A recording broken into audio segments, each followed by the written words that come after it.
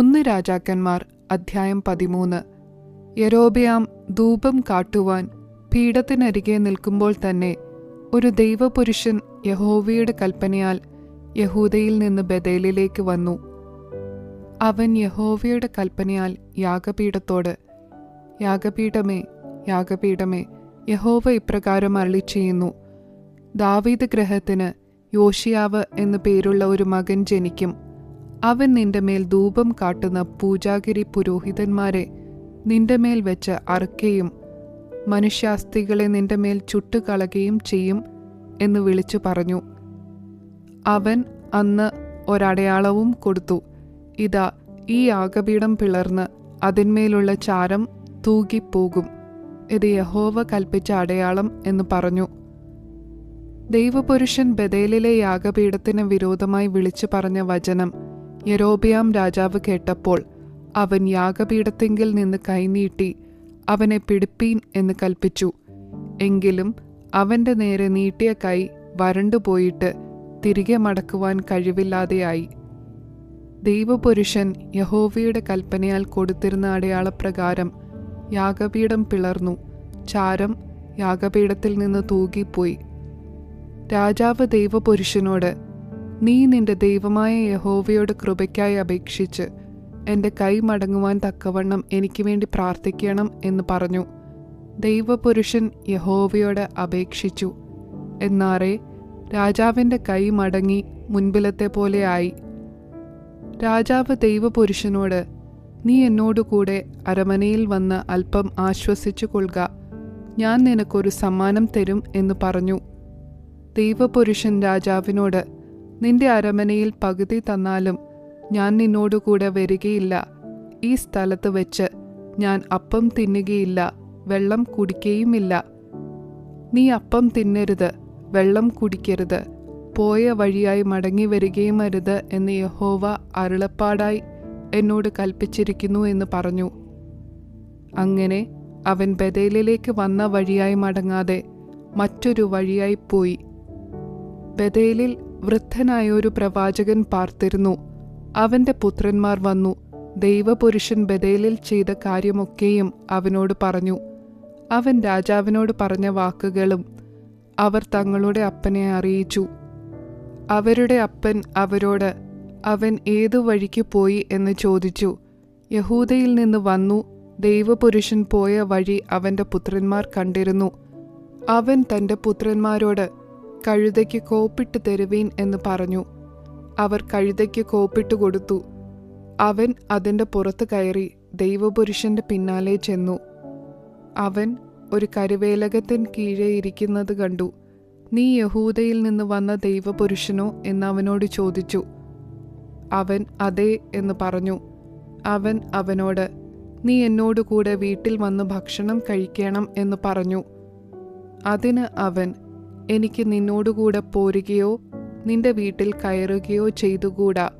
ഞാൻ ഈ സ്ഥലത്ത് വെച്ച് നിന്നോടുകൂടെ അപ്പം തിന്നുകയില്ല, വെള്ളം കുടിക്കുകയുമില്ല. നീ അവിടെ വെച്ച് അപ്പം തിന്നരുത്, വെള്ളം കുടിക്കരുത്, പോയ വഴിയായി മടങ്ങി വരികയും അരുത് എന്ന് യഹോവ അരുളപ്പാടായി എന്നോട് കൽപ്പിച്ചിരിക്കുന്നു എന്ന് പറഞ്ഞു. അതിന് അവൻ, ഞാനും നിന്നെപ്പോലെ ഒരു പ്രവാചകനാകുന്നു. അപ്പം തിന്നുകയും വെള്ളം കുടിക്കുകയും ചെയ്യേണ്ടതിന് നീ അവനെ നിന്റെ വീട്ടിൽ കൂട്ടിക്കൊണ്ടു വരിക എന്ന് ഒരു ദൂതൻ യഹോവയുടെ കൽപ്പനയാൽ എന്നോട് പറഞ്ഞിരിക്കുന്നു എന്ന് പറഞ്ഞു. അവൻ പറഞ്ഞതോ ഭോഷ്കായിരുന്നു. അങ്ങനെ അവൻ അവനോടുകൂടെ ചെന്നു അവന്റെ വീട്ടിൽ വെച്ച് അപ്പം തിന്നുകയും വെള്ളം കുടിക്കുകയും ചെയ്തു. അവൻ ഭക്ഷണത്തിനിരിക്കുമ്പോൾ അവനെ കൂട്ടിക്കൊണ്ടുവന്ന പ്രവാചകന് യഹോവയുടെ അരുളപ്പാടുണ്ടായി. അവൻ യഹൂദയിൽ നിന്ന് വന്ന ദൈവപുരുഷനോട്, നീ യഹോവയുടെ വചനം മറുത്ത് നിന്റെ ദൈവമായ യഹോവ നിന്നോട് കൽപ്പിച്ചിരുന്ന കൽപ്പന പ്രമാണിക്കാതെ അപ്പം തിന്നുകയും വെള്ളം കുടിക്കുകയും ചെയ്യരുതെന്ന് അവൻ നിന്നോട് കൽപ്പിച്ച സ്ഥലത്ത് നീ മടങ്ങി വന്ന് അപ്പം തിന്നുകയും വെള്ളം കുടിക്കുകയും ചെയ്തതുകൊണ്ട് നിന്റെ ശവം നിന്റെ പിതാക്കന്മാരുടെ കല്ലറയിൽ വരികയില്ല എന്ന് യഹോവ അരുളി ചെയ്യുന്നു എന്ന് വിളിച്ചു പറഞ്ഞു. അപ്പം തിന്നുകയും വെള്ളം കുടിക്കുകയും ചെയ്ത ശേഷം അവൻ താൻ കൂട്ടിക്കൊണ്ടുവന്ന പ്രവാചകന് വേണ്ടി കഴുതയ്ക്ക് കോപ്പിട്ടു കൊടുത്തു. അവൻ പോകുമ്പോൾ വഴിയിൽ ഒരു സിംഹം അവനെ കണ്ടു, അവനെ കൊന്നു. അവന്റെ ശവം വഴിയിൽ കിടന്നു. കഴുത അതിൻ്റെ അരികെ നിന്നു. സിംഹവും ശവത്തിൻ്റെ അരികെ നിന്നു. വഴി പോകുന്ന ആളുകൾ ശവം വഴിയിൽ കിടക്കുന്നതും ശവത്തിൻ്റെ അരികെ സിംഹം നിൽക്കുന്നതും കണ്ടു. വൃദ്ധനായ പ്രവാചകൻ പാർക്കുന്ന പട്ടണത്തിൽ ചെന്ന് അറിയിച്ചു. അവനെ വഴിയിൽ നിന്ന് കൂട്ടിക്കൊണ്ടുവന്ന പ്രവാചകൻ അത് കേട്ടപ്പോൾ അവൻ യഹോവയുടെ വചനം മറുത്ത ദൈവപുരുഷൻ തന്നെ. യഹോവ അവനോട് അരുളി ചെയ്ത വചനപ്രകാരം യഹോവ അവനെ സിംഹത്തിന് ഏൽപ്പിച്ചു. അത് അവനെ കീറി കൊന്നു കളഞ്ഞു എന്ന് പറഞ്ഞു. പിന്നെ അവൻ തൻ്റെ പുത്രന്മാരോട്, കഴുതയ്ക്ക് കോപ്പിട്ട് തരുവീൻ എന്ന് പറഞ്ഞു. അവർ കോപ്പിട്ട് കൊടുത്തു. അവൻ ചെന്നപ്പോൾ ശവം വഴിയിൽ കിടക്കുന്നതും ശവത്തിൻ്റെ അരികെ കഴുതയും സിംഹവും നിൽക്കുന്നതും കണ്ടു. സിംഹം ശവത്തെ തിന്നുകയോ കഴുതയെ കീറിക്കളയുകയോ ചെയ്തില്ല. പ്രവാചകൻ ദൈവപുരുഷന്റെ ശവം എടുത്തു കഴുതപ്പുറത്ത് വെച്ചു കൊണ്ടുവന്നു. വൃദ്ധനായ പ്രവാചകൻ തൻ്റെ പട്ടണത്തിലെത്തി അവനെക്കുറിച്ച് വിലപിച്ചു. അവനെ അടക്കം ചെയ്തു. അവൻ്റെ ശവം അവൻ്റെ സ്വന്തം കല്ലറയിൽ വച്ചിട്ട് അവനെക്കുറിച്ച്, അയ്യോ എൻ്റെ സഹോദര എന്നിങ്ങനെ പറഞ്ഞു. അവർ വിലാപം കഴിച്ചു. അവനെ അടക്കം ചെയ്ത ശേഷം അവൻ തൻ്റെ പുത്രന്മാരോട്, ഞാൻ മരിച്ച ശേഷം നിങ്ങൾ എന്നെ ദൈവപുരുഷനെ അടക്കം ചെയ്തിരിക്കുന്ന കല്ലറയിൽ തന്നെ അടക്കം ചെയ്യണം. അവൻ്റെ അസ്ഥികളുടെ അരികെ എൻ്റെ അസ്ഥികളും ഇടേണം. അവൻ ബഥേലിലെ യാഗപീഠത്തിനും ശമര്യ പട്ടണങ്ങളിലെ സകല പൂജാഗിരി ക്ഷേത്രങ്ങൾക്കും വിരോധമായി യഹോവയുടെ കൽപ്പന പ്രകാരം വിളിച്ചു പറഞ്ഞ വചനം നിശ്ചയമായി സംഭവിക്കും എന്ന് പറഞ്ഞു. ഈ കാര്യം കഴിഞ്ഞിട്ടും യൊരോബെയാം തൻ്റെ ദുർമാർഗം വിട്ടുതിരിയാതെ പിന്നെയും സർവ്വജനത്തിൽ നിന്നും പൂജാഗിരി പുരോഹിതന്മാരെ നിയമിച്ചു. തനിക്ക് ബോധിച്ചവരെ കരപൂരണം കഴിപ്പിച്ചു. അവർ പൂജാഗിരി പുരോഹിതന്മാരായി തീർന്നു. യൊരോബെയാം ഗ്രഹത്തെ ഭൂമിയിൽ നിന്ന് ഛേദിച്ചു മുടിച്ചു കളയത്തക്കവണ്ണം ഈ കാര്യം അവർക്ക് പാപമായി തീർന്നു.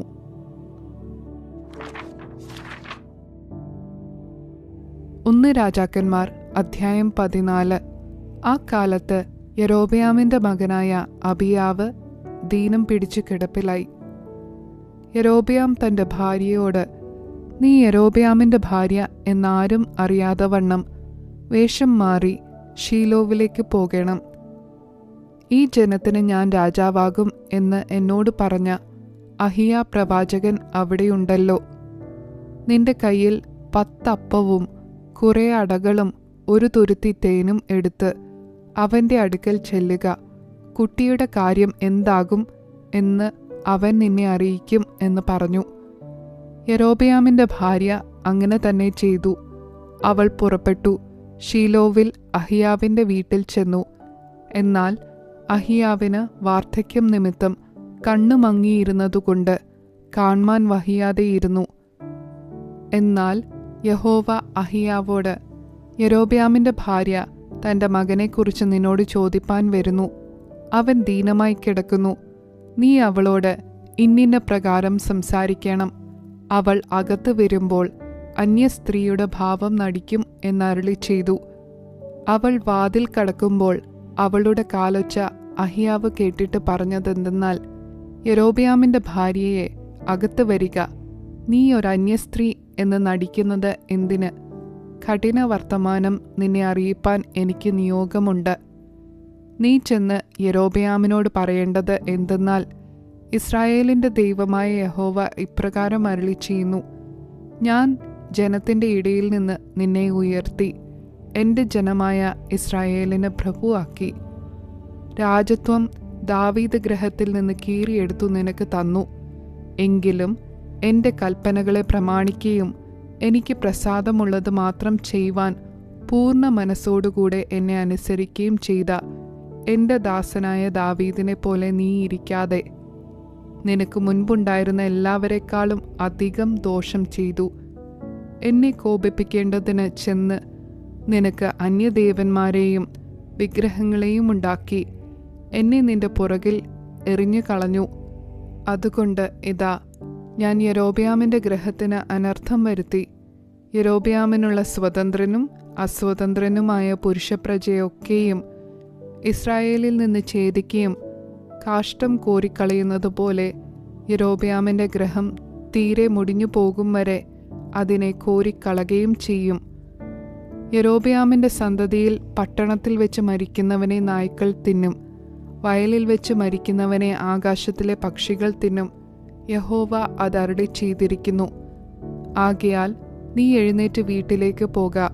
നിന്റെ കാൽ പട്ടണത്തിനകത്ത് ചവിട്ടുമ്പോൾ കുട്ടി മരിച്ചു പോകും. ഇസ്രായേലൊക്കെയും അവനെക്കുറിച്ച് വിലപിച്ച് അവനെ അടക്കം ചെയ്യും. യൊരോബെയാമിൻ്റെ ഗൃഹത്തിൽ വെച്ച് അവനിൽ മാത്രം ഇസ്രായേലിൻ്റെ ദൈവമായ യഹോവയ്ക്ക് പ്രസാദമുള്ള കാര്യം അല്പം കാണുകയാൽ യൊരോബെയാമിൻ്റെ സന്തതിയിൽ അവനെ മാത്രം കല്ലറയിൽ അടക്കം ചെയ്യും. യഹോവ തനിക്ക് ഇസ്രായേലിൽ ഒരു രാജാവിനെ എഴുന്നേൽപ്പിക്കും. അവൻ അന്ന് യൊരോബെയാമിൻ്റെ ഗൃഹത്തെ ഛേദിച്ചു കളയും. എന്നാൽ ഇപ്പോൾ തന്നെ എന്ത്? ഇസ്രായേൽ അശേര പ്രതിഷ്ഠകളെ ഉണ്ടാക്കി യഹോവയെ കോപിപ്പിച്ചതുകൊണ്ട് ഓട വെള്ളത്തിൽ ആടുന്നതുപോലെ അവർ ആടത്തക്കവണ്ണം യഹോവ അവരെ അടിച്ചു. അവരുടെ പിതാക്കന്മാർക്ക് താൻ കൊടുത്ത ഈ നല്ല ദേശത്തു നിന്ന് ഇസ്രായേലിനെ പറിച്ചെടുത്തു നദിക്കക്കരെ ചിതറിച്ചു കളയും. പാപം ചെയ്യുകയും ഇസ്രായേലിനെ കൊണ്ട് പാപം ചെയ്യിക്കുകയും ചെയ്ത യൊരോബെയാമിൻ്റെ പാപം നിമിത്തം അവൻ ഇസ്രായേലിനെ ഉപേക്ഷിച്ച് കളയും. എന്നാറെ യൊരോബെയാമിൻ്റെ ഭാര്യ എഴുന്നേറ്റ് പുറപ്പെട്ടു തിർസയിൽ വന്നു. അവൾ അരമനയുടെ ഉമ്മരപ്പടി കടക്കുമ്പോൾ കുട്ടി മരിച്ചു.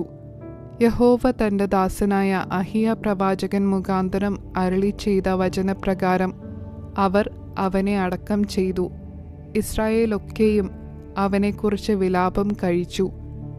യൊരോബെയാം യുദ്ധം ചെയ്തതും രാജ്യം വാണതുമായ അവൻ്റെ മറ്റുള്ള വൃത്താന്തങ്ങൾ ഇസ്രായേൽ രാജാക്കന്മാരുടെ വൃത്താന്ത പുസ്തകത്തിൽ എഴുതിയിരിക്കുന്നുവല്ലോ. യൊരോബെയാം വാണകാലം 22 സംവത്സരമായിരുന്നു.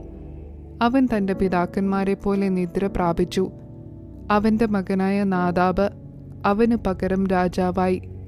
ശലോമോൻ്റെ മകനായ രഹബെയാം യഹൂദയിൽ വാണു. രഹബെയാം വാഴ്ച തുടങ്ങിയപ്പോൾ അവന് 41 വയസ്സായിരുന്നു. യഹോവ തൻ്റെ നാമം സ്ഥാപിപ്പാൻ എല്ലാ ഇസ്രായേൽ ഗോത്രങ്ങളിലും നിന്ന് തിരഞ്ഞെടുത്ത നഗരമായ യെരുശലേമിൽ അവൻ 17 സംവത്സരം വാണു. അമോന്യ സ്ത്രീയായ അവൻ്റെ അമ്മയ്ക്ക് നയമ എന്നു പേർ. യഹൂദ യഹോവയ്ക്ക് അനിഷ്ടമായുള്ളത് ചെയ്തു. അവർ ചെയ്ത പാപങ്ങൾ കൊണ്ട് അവരുടെ പിതാക്കന്മാർ ചെയ്തതിനേക്കാൾ അധികം അവനെ ക്രുദ്ധിപ്പിച്ചു. എങ്ങനെയെന്നാൽ അവർ ഉയർന്ന കുന്നിന്മേലൊക്കെയും പച്ചമരത്തിൻ കീഴിലൊക്കെയും പൂജാഗിരികളും സ്തംഭവിഗ്രഹങ്ങളും അശേര പ്രതിഷ്ഠകളും ഉണ്ടാക്കി. പുരുഷ മൈഥുനക്കാരും ദേശത്തുണ്ടായിരുന്നു. യഹോവ ഇസ്രായേൽ മക്കളുടെ മുൻപിൽ നിന്ന് നീക്കിക്കളഞ്ഞ ജാതികളുടെ സകല മ്ലേച്ഛതകളും അവർ അനുകരിച്ചു. എന്നാൽ രഹബെയാം രാജാവിൻ്റെ 5-ാം ആണ്ടിൽ മിസ്രയീം രാജാവായ ശീശക് യെരുശലേമിൻ്റെ നേരെ വന്നു.